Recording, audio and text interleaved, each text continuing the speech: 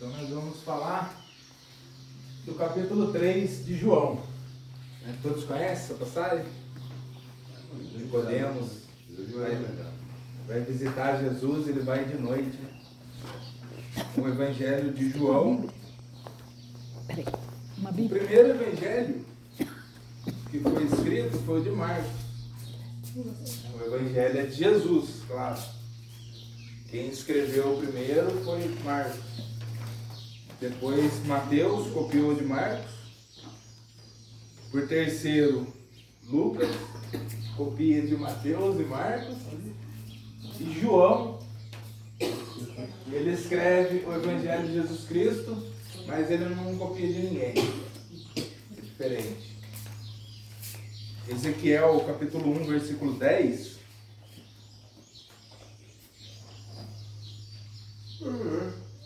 Deixa eu achar Ezequiel aqui. 10. É. Pode ver? Pode, por favor. E a semelhança dos seus rostos era como o rosto de homem, e a mão direita todos os quatro tinham rosto de leão, e a mão esquerda todos os quatro tinham rosto de boi, e também rosto de águia todos os quatro. Aí tá falando da semelhança dos querubins, né? Os querubins. E aqui Ezequiel, ele está falando aqui, simbolicamente para nós, né? Os quatro evangelhos. Um rosto de homem representa o evangelho de Lucas. O rosto de leão, o evangelho de Mateus. O rosto de boi, o evangelho de Marcos. E o de águia, o Evangelho de João. É interessante, na Apocalipse nós vamos ver também essa semelhança, a mesma de Ezequiel.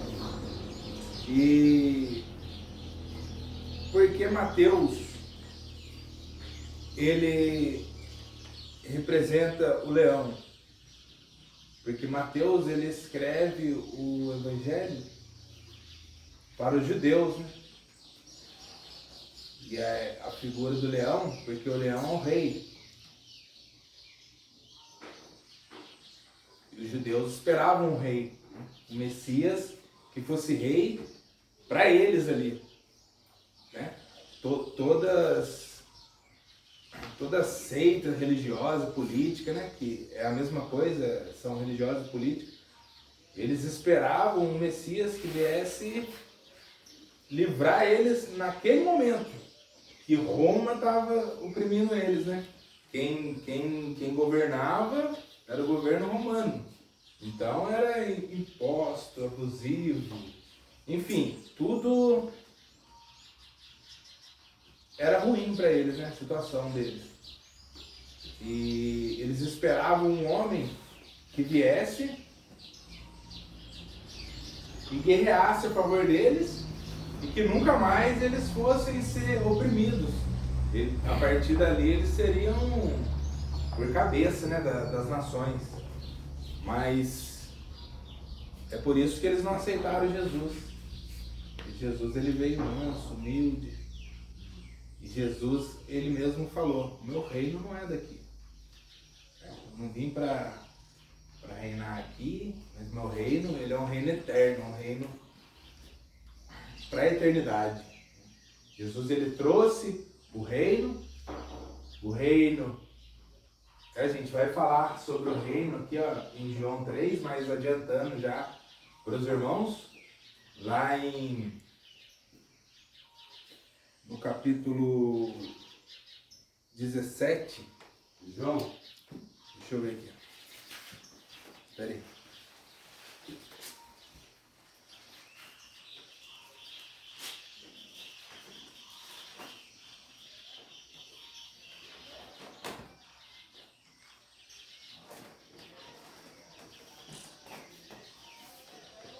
Capítulo 17 de Lucas, versículo 21.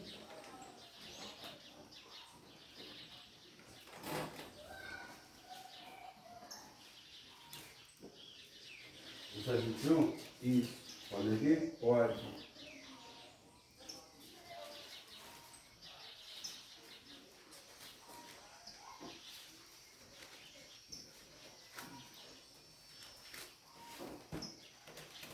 Continua, né?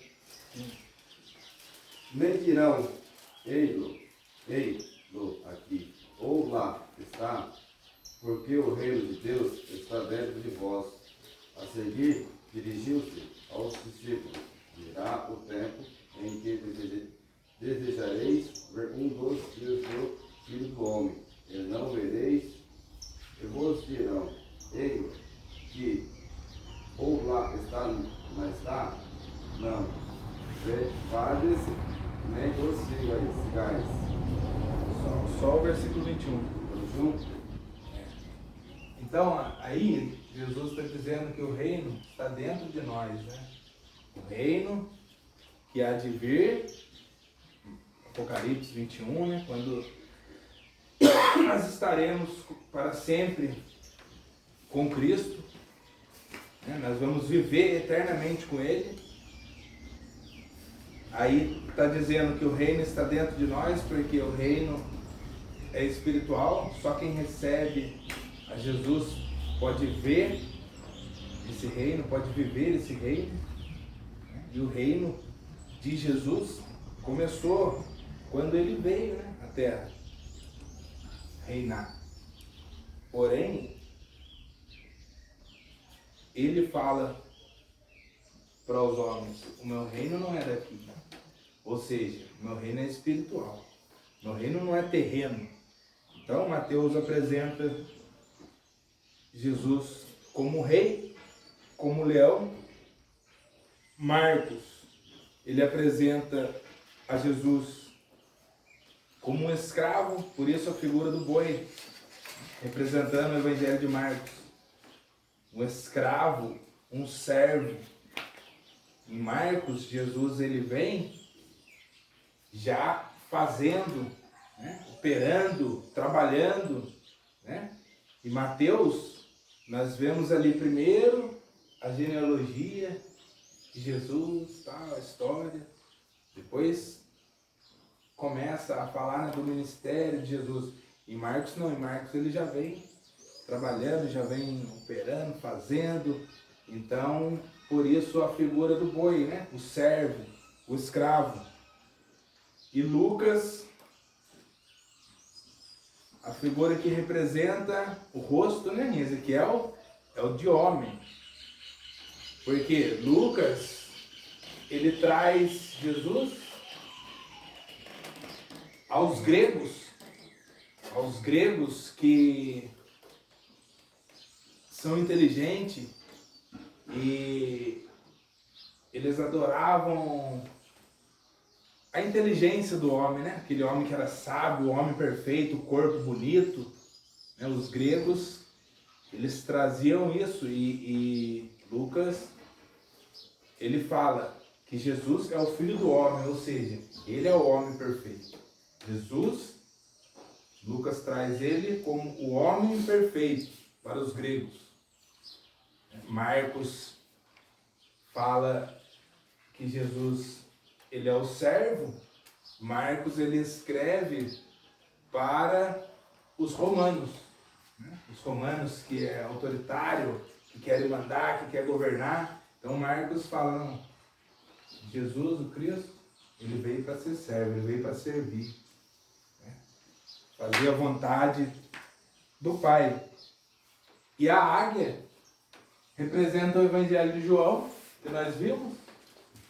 E João, ele escreve para a igreja. Mateus para os judeus, Marcos para os romanos, Lucas escreve para os gregos e João escreve para a igreja, para nós. E ele traz Jesus como o Filho de Deus. Mateus traz Jesus como filho de Abraão. Marcos traz Jesus como o filho de Davi, né, o servo. Lucas, ele traz Jesus como o Filho do homem, o homem perfeito, né? O rosto de homem. E João, ele traz Jesus como Filho de Deus. Ou seja, Jesus é o próprio Deus. E por que o rosto de águia? Porque Deus, ele é o Altíssimo. O Monte Sião está no lugar mais alto dos céus, né? Existe esse céu aqui que a gente olha, vê, o aurânio, né? As estrelas, o sol. Depois as regiões celestiais, mesorânio, o céu, mesorânio.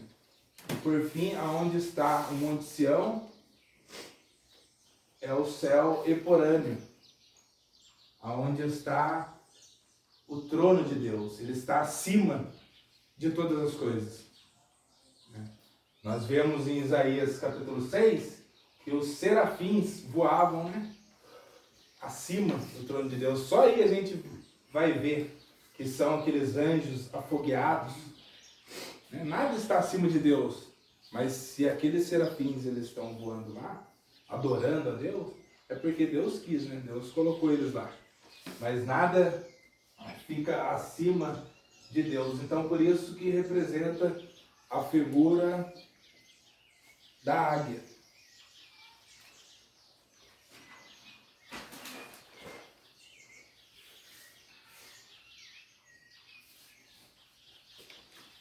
E Mateus, para encerrar, né, Mateus tem genealogia, porque apresentou Jesus como rei. O rei tem genealogia. Marcos não tem genealogia, porque apresentou Jesus como o servo, o escravo. Lucas tem, porque é o homem, né? O homem tem genealogia. E João também não tem genealogia, porque Jesus, ele é o próprio Deus. Ele é sacerdote real da linhagem de Melquisedeque, né? Que representa o sacerdócio de Cristo. Alguém já ouviu dizer a respeito de Melquisedeque? Quando Abraão ele ganhou uma guerra, ele deu o dízimo a Melquisedeque. Lá em Gênesis, Abraão ele entregou o dízimo a Melquisedeque. Melquisedeque é um rei de Salém, um sacerdote que não tem genealogia. Nós vamos ver isso depois, se os irmãos quiserem anotar, para ler em Hebreus capítulo 7. Hebreus capítulo 7. Hebreus fala sobre o Melquisedeque. Vamos ver? Hebreus 7, você falou? 7 primeiro? Alguém pode ler?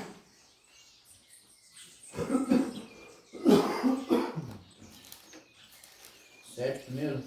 Pode ler até o 3.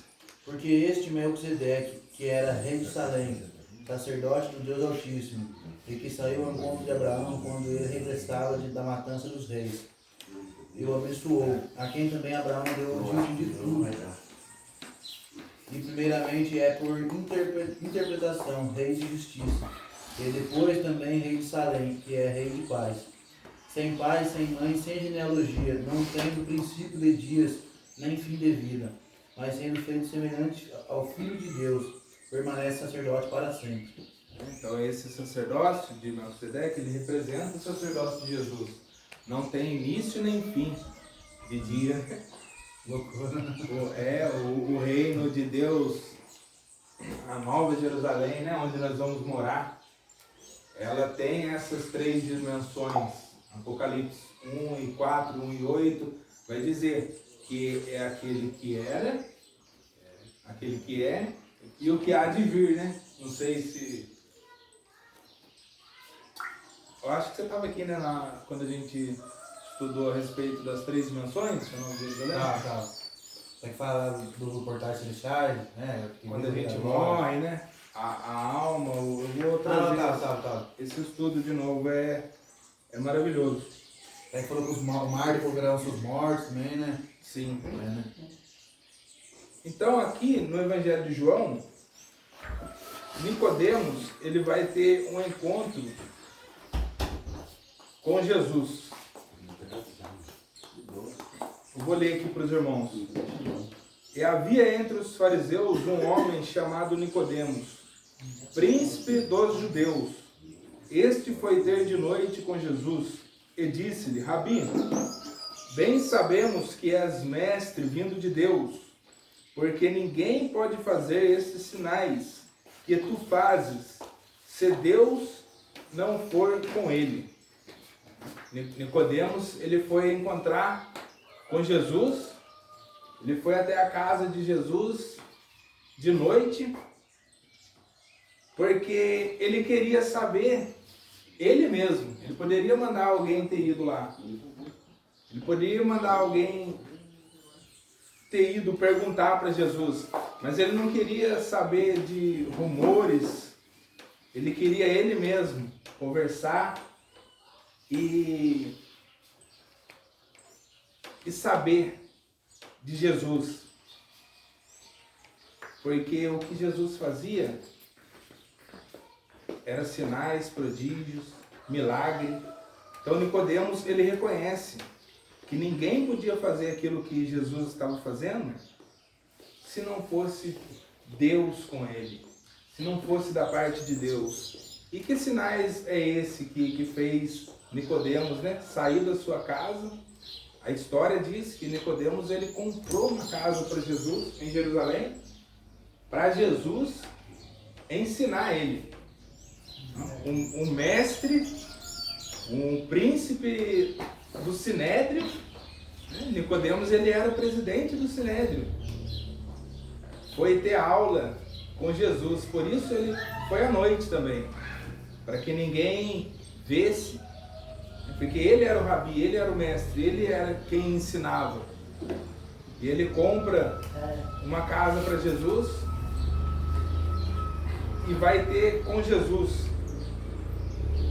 Nicodemos, ele usava a capa que foi de Moisés. Moisés foi o primeiro presidente do Sinédrio, né? Com o conselho do seu sogro, Jefo. Todos os presidentes, todos os reis têm conselheiros. Nós vemos isso na palavra do Senhor. E até hoje isso é uma lição que a gente tira, que é bom a gente ter conselhos com pessoas boas, né? Com pessoas de Deus, pastores, homens de Deus. Né? O rei Salomão, por mais inteligente que ele fosse, ele tinha seus conselheiros. Né? Hoje no governo a gente vê isso nos partidos, assessores, né, que falam. Tem que ter os seus conselheiros. E essa capa que Moisés usava, ela representava na sua orla, né, nas suas franjas, os mandamentos da Torá. O que é a Torá? A Torá é o Pentateuco. É a lei de Moisés escrita. Nessa lei, eles tiraram 613 mandamentos. Né? Tinha a lei escrita na Torá e tinha a lei oral, que vinha também dessa lei que foi escrita. A Torá é o Pentateuco, Gênesis, Êxodo, Levítico, Número e Deuteronômio. Essa era a lei que regia na religião, na política, né? Regia todo Israel, governava através da palavra. 613 leis, eram 365 não. Você não deve fazer. Não faça isso, não matarás, não cobiçarás. Um por dia. Um por dia, é verdade. E 248 sims que você deve fazer. Amarás o teu próximo como ti mesmo. Entendeu? Então, dentro da Torá, existia essas 613 leis. E na capa de Moisés tinha essas franjas, 613 fios, representando essas leis. Tem a diferença, tá? A Torá é o Pentateuco, é a lei de Moisés, é a instrução, né? Quando Deus, no princípio, no deserto, Deus chama o seu povo para entregar as leis. É exatamente isso que significa. Porque o nosso português, diferente do que muitos pensam, é pobre. Agora, o hebraico, em que a Bíblia, a palavra do Senhor, foi escrita, é muito rico. Tem muito mais significado em uma palavra do que a nossa palavra, né? Então, a tradução para nós é Gênesis, Êxodo, né? Levítico, Número, Deuteronômio. Gênesis, no princípio, né? No princípio, Gênesis. Êxodo, a tradução é saída. Números é números mesmo. Levítico é chamou, chamados, né? Em Levítico 1, no versículo 1, está escrito: chamou Deus. E Deuteronômio são as leis. Então, se a gente for falar no princípio, saída, números, chamou, as leis, fica meio sem sentido. Se a gente for ver no original, isso aí a gente não vai estudar sobre isso aí, só explicando para os irmãos, que é bem mais claro, porque quando a gente faz uma exegese da palavra do Senhor, a gente estuda o original, né, o que quer dizer ali mesmo. E é bem mais claro no hebraico que foi escrito, porque vai ficar Bereshit, Shemot, Gênesis, Bereshit, Shemot, Vaikra, Bamidbar e Devarim, é a Torá, né, os 5 primeiros livros. E Bereshit no princípio, Shemot no deserto, não é saída, Vaikra, chamou, Devarim, Bamidbar, né, que é números. São as pessoas, né, o povo, e o Devarim, as leis, né? Então, se a gente for traduzir, vai ficar: no princípio chamou o Senhor o seu povo no deserto para entregar as leis para eles. Entendeu? Fica bem mais fácil de entender, né? Não. Então, no Pentateuco para nós, que é a Torá, estão essas leis em que o primeiro presidente ali do Sinédrio carregava na sua capa, né? As franjas da sua capa significava cada fio uma lei. O desenho, assim, desenha capa pra frente. A capa? Quer que desenhe a capa? Eu não sei desenhar, irmãos.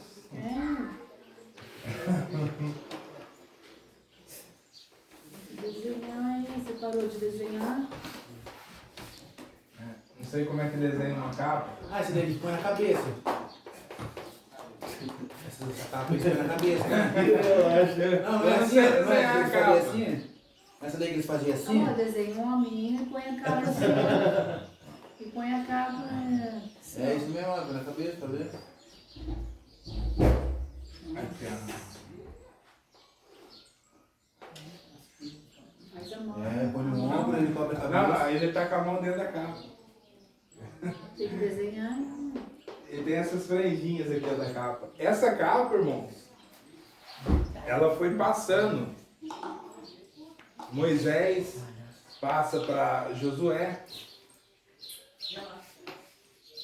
Essa capa depois passou para os juízes, né? Na época dos juízes, porque na época dos juízes era Deus quem era o rei do povo, né? Era uma teocracia. Deus que governava, ele levantava juízes para lutar, livrar o povo da opressão. Então ela foi passando para todos esses juízes, o último foi Samuel, e aí vai. Essa capa ela passa para Saul,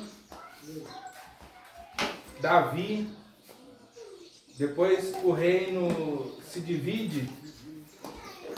Então essa capa, né, vai passar para os profetas, Micaías, Elias, Eliseu, até o último. Até o último, que foi Malaquias. Malaquias foi o último que usou essa capa. Na antiga aliança, né? E termina em Malaquias, o último livro. Depois vai ter os 400 anos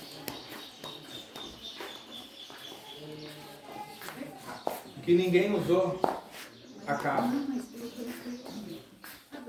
E o Sinédrio, o presidente do Sinédrio, ele vai usar de novo essa capa no Novo Testamento. Ele vai usar de novo a capa.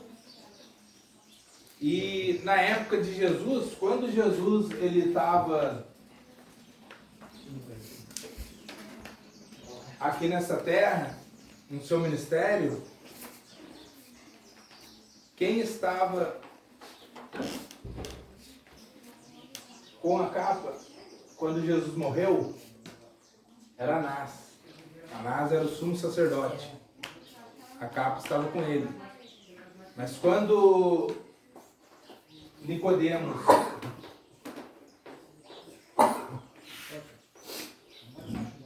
Anás era o sumo sacerdote. Quem estava usando essa capa era Nicodemos. Nicodemos estava usando a capa porque ele era o presidente do Sinédrio. Então ele vem falar com Jesus. Quem usava essa capa não poderia se prostrar a homem nenhum, né? Abaixar, adorar a nenhum homem. Mas quando Jesus ele está sentado ali dentro da casa, ele vem, aquele rabi, presidente do Sinédrio, tirar as suas dúvidas com Jesus. Ele se abaixa ali para entrar. Ele vai se abaixando e chega até onde Jesus está. Assim, sem perceber, ele teve que se prostrar. Porque Jesus, ele é o próprio Deus.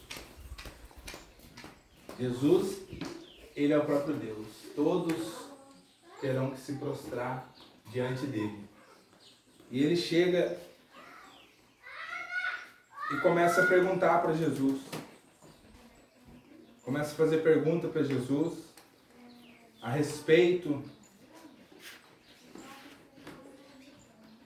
dos sinais que ele fazia. E esse sinal que Jesus tinha feito foi a purificação do templo.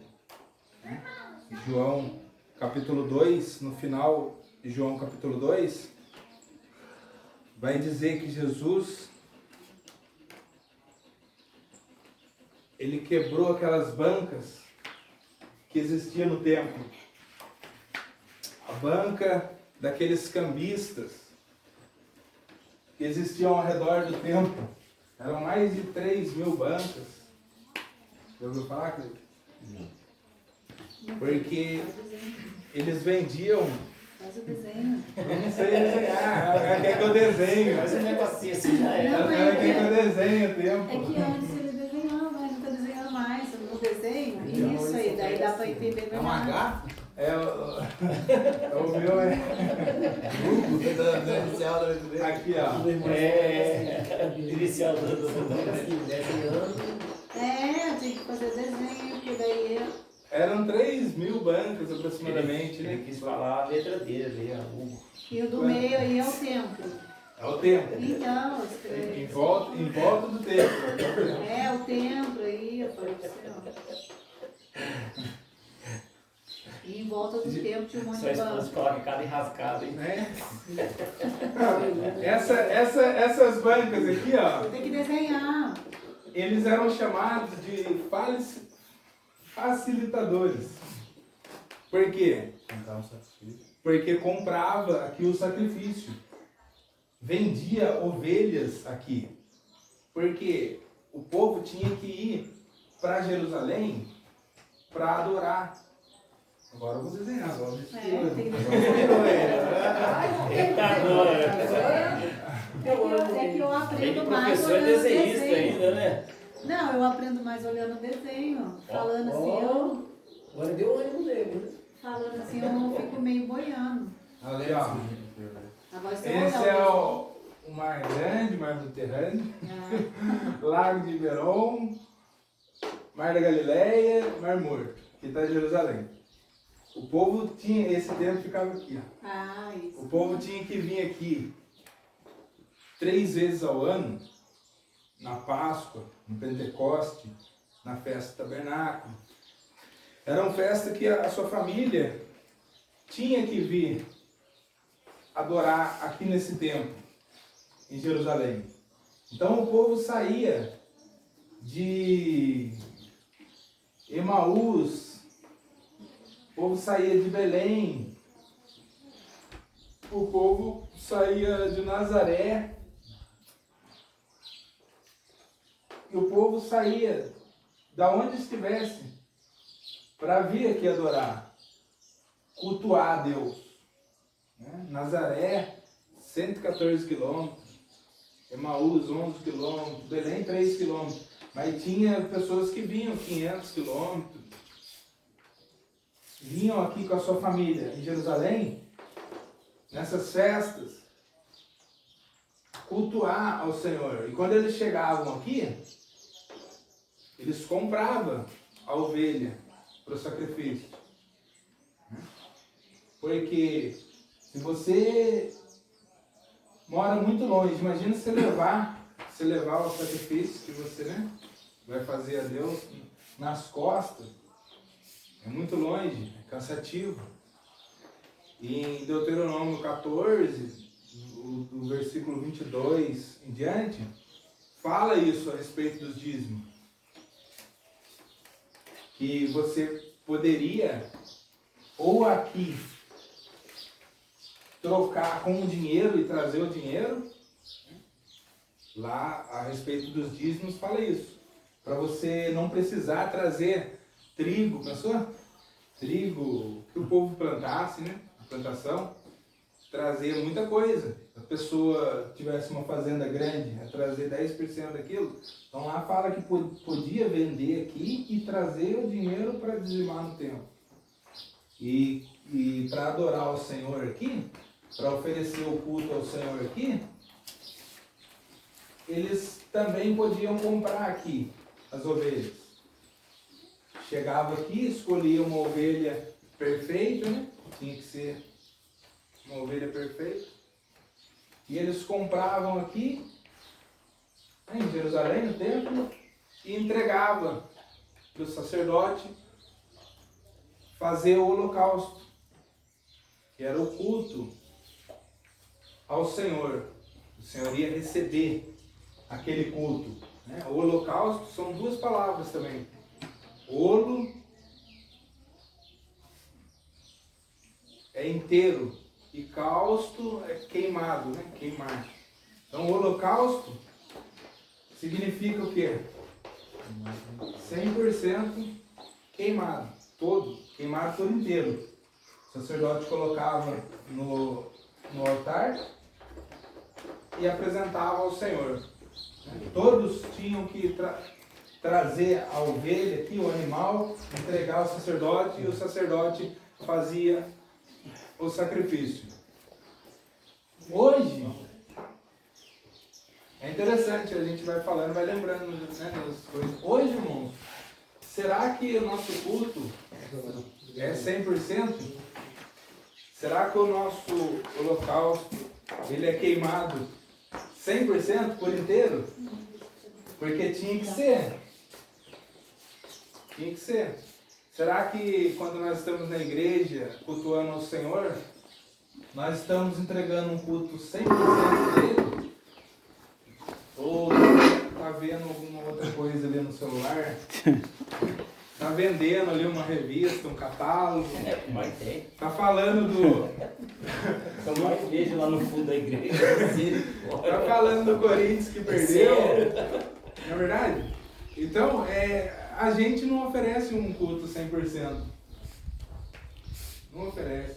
Uma coisinha que você distrai ali, né? Isso aí é uma lição para nós todos. Então, aqui era queimado. 100% no altar, o local. Só que, por que Jesus ele vem aqui e fica indignado e quebra tudo, as bancas? Né? Ele vai purificar aqui esse templo. Porque estava vendendo na igreja, no templo, a ovelha? Não. Não tem problema nenhum vender nada. Vender as coisas não é pecado, não é errado, nada. Tranquilo. Só que aqui, nessa época, Anás e Caifás eram sumo sacerdote. Aí já estava errado, porque esse sumo sacerdote tinha que ser um só. Deixa eu ver se eu acho isso.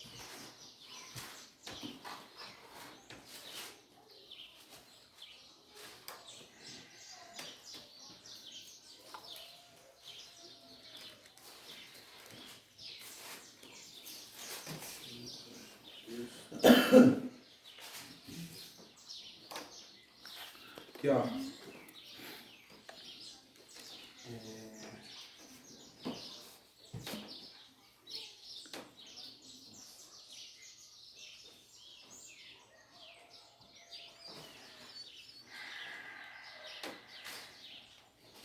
Depois eu vou achar no celular e eu falo para os irmãos. Anás e Caifás eram o sumo sacerdote. Né? O sogro e o genro. E eles pegaram essas bancas aqui e falaram, agora é tudo nosso. Vocês vão ter que trabalhar para mim, dar uma porcentagem para mim. E eles colocaram muito imposto aqui em cima. Se uma ovelha, quando a pessoa vinha caminhando, chegava até aqui, ia comprar uma ovelha para sacrificar, para ofertar ao Senhor, né, para levar o culto ao Senhor, ela pagava R$100.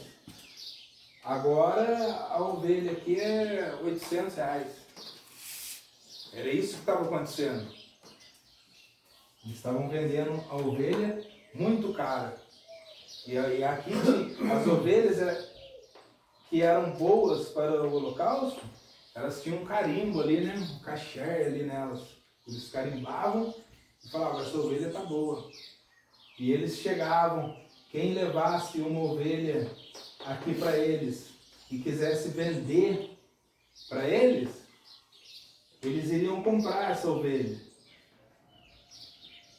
Porque as pessoas vinham com a sua ovelha bonitinha e eles falavam, não, essa ovelha não serve para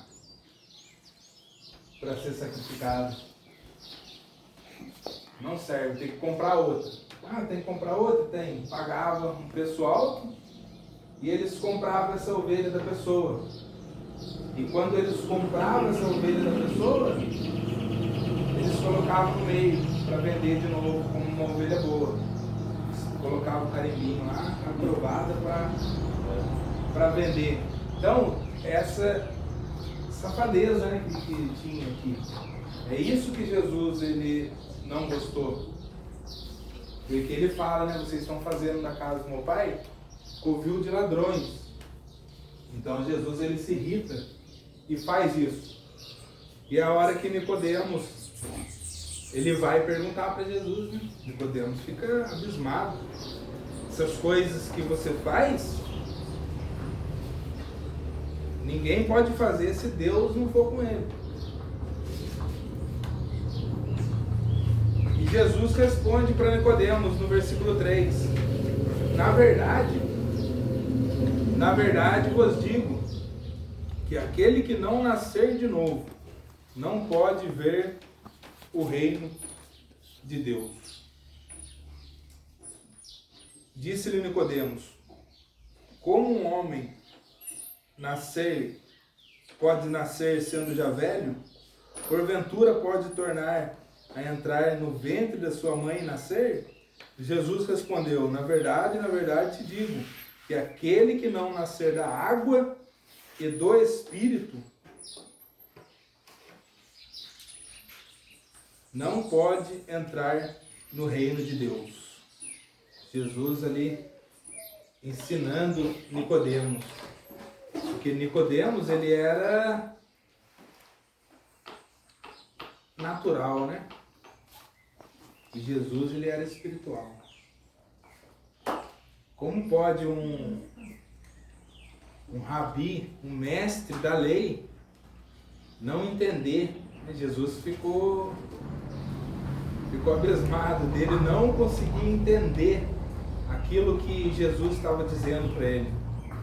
E ele fala: como é que eu vou nascer de novo? Vou entrar no ventre da minha mãe? Quando Jesus ele fala para Nicodemos que ele precisa nascer de novo, Jesus usa como base Gênesis 38, 28.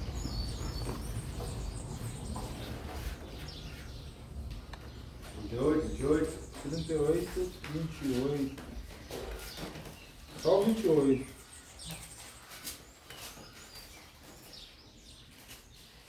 E aconteceu, dando à luz, que um pôs fora a mão, e a parteira tomou-a e atou em sua mão um fio roxo, dizendo: este saiu primeiro. Mas aconteceu que, tornando ele a recolher sua mão, eis que saiu o seu irmão.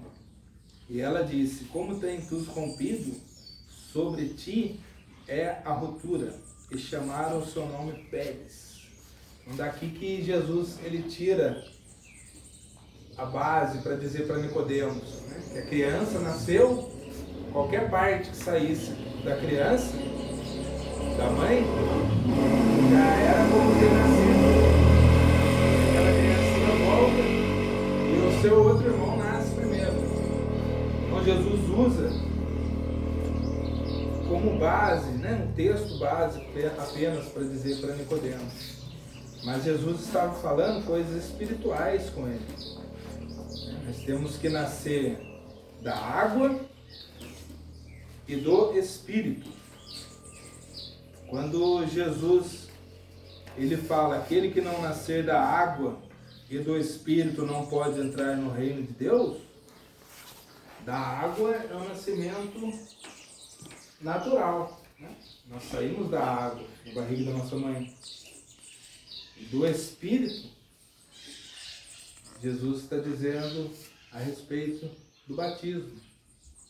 O batismo nas águas. O batismo quando a gente reconhece o que Jesus ele fez por nós ali na cruz do Calvário, né? Porque muitos reconhecem Jesus como um homem, né? Estudiosos, doutores. Jesus foi um homem que viveu aqui nessa terra. Eles acreditam, mas não acreditam na obra da redenção que ele fez por nós na cruz.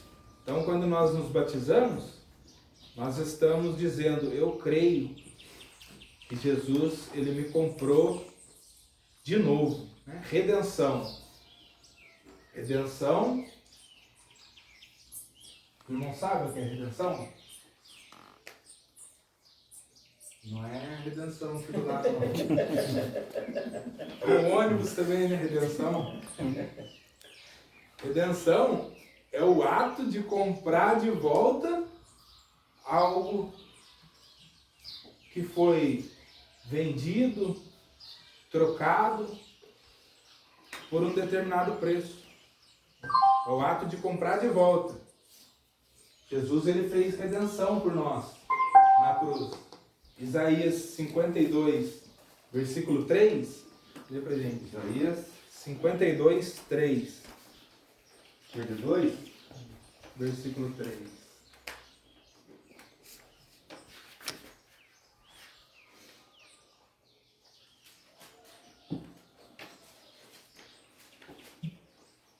Dois, três, né? É. Porque assim diz o Senhor, por nada fostes vendidos e sem dinheiro sereis resgatados. Até aí. Isaías já profetizando, já. Por nada fosse vendido, mas sem dinheiro fosse resgatado. Efésios 1:7, 1 Pedro 1:18, 19, está escrito que foi com o sangue de Cristo, né? Não foi com ouro, com prata, foi sem dinheiro, foi com o sangue dele que ele nos comprou. E aí fala que por nada nós somos vendidos. Por nada. Por que diz por nada nós somos vendidos? Porque Adão ele nos vendeu por nada. Adão ele nos vendeu por nada. Foi a desobediência. Ele comeu do fruto que não era para ele comer. A água não faz mal nenhum. Pode tomar água. O pastor falar para mim, não é para você tomar água que está ali. Aí se eu tomar, eu estou desobedecendo. Né?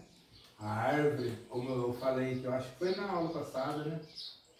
A árvore da ciência, do bem e do mal. Foi na aula passada. Foi na aula passada? Desenho e a... E- Já tem pedido eles não passaram a ter conhecimento do bem e do mal, né? Quando eles comeram do fruto. Não, eles já sabiam o que era certo e o que era errado. Porque Deus falou, não é para comer. Então eles já sabiam o que era o bem e o que era o mal. Eles já conheciam. Apenas quando eles comeram, aquilo misturou dentro deles. Passaram a não saber mais discernir o que é bem e o mal. E como eu disse na outra aula, Jesus ele vem, ele é a luz que separa de novo, né? O que é mal, o que é o bem. Jesus ele entra na nossa vida para pôr as coisas no lugar. Então Adão vendeu Jesus por nada. Mas ele também, sem dinheiro, nos comprou.